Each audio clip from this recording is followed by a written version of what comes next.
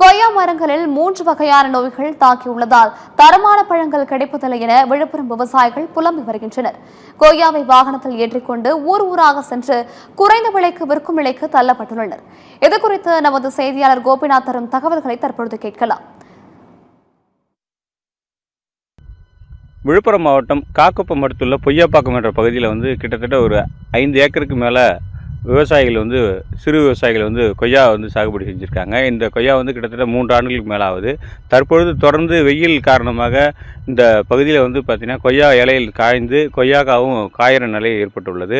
இதனால் அது எந்த நோய் தாக்குதல் என்று தெரியாமல் விவசாயிகள் வேதனை அடைந்துள்ளனர். இது போன்ற இன்னல்களால் இவர்கள் மிகவும் விவசாயிகள் பாதிக்கப்பட்டிருக்கின்றனர். இவருக்கு பயிற்சிகள் அளித்து இந்த போன்ற விவசாயிகள் பண்ணும் தோட்டக்கலை பயிருக்கும் மற்றும் வேளாண் துறை பயிருக்கும் விவசாயிகளுக்கு பயிற்சி அளிக்க வேண்டும் என்பதே விவசாயிகள் கோரிக்கையாக இருக்குது. தொடர்ந்து இதுபோன்ற நோய் தாக்குதலுக்குள்ளாக பயிர்களை கண்டறிந்து அவர்களுக்கு உரிய இழப்பீடும் வழங்க வேண்டும் என்று தெரிவித்துள்ளனர்.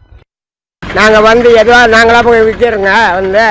அது யாரோ ஒருத்தவங்க வாங்குறாங்க, ஒருத்தவங்க தேவைன்னு சொல்லிட்டு போகிறாங்க. அதுக்கு நாங்கள் என்ன செய்ய முடியும்? எவ்வளோ கஷ்டமாக மருந்து அடித்து வேலை நட்டு இங்கே பேர் எல்லா காயும் கரெக்டாக மாரிக்குது. ஒன்றும் யாரும் வாங்க மாட்டாங்க. அதனால் நாங்களாக பறித்து நாங்களாக கொஞ்சம் வியாபாரம் பண்ணுறோங்க சார். என்ன பண்ணணும்னு நினைக்கிறீங்க கவர்மெண்ட் ஏதாவது உதவி செஞ்சால் பரவாயில்ல. உங்கள் மாதிரி நிறைய பேர் பயிர் வச்சுக்கிறாங்களா? இன்னும் ஒரு 4-5 பேர் வச்சுக்கிறாங்க சார். அது பூரா மருந்து வச்சு அது சார் இந்த வெயிலில் பூரா காஞ்சி போச்சு. அடிக்கடிக்கு பூச்சி விழுந்துனே இருக்குது. நிறைய செலவு பண்ணாலும் மறுபடியும் அது மாதிரியே இருக்குது.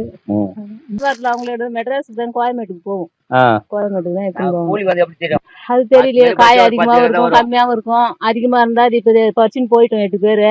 கம்மியா அதிகமா இருந்ததுன்னா போயிருக்க முடியாது. காய் இல்லாம இருந்துன்னா ஒரு 10-20 தான் கிடைக்கும். காய் இருந்தா ஒரு 50 கூட கிடைக்கும். 50-60 இப்படி கிடைக்கும். 100க்குள்ளேயே அதிகமா காய் இருந்தா கிடைக்கும்.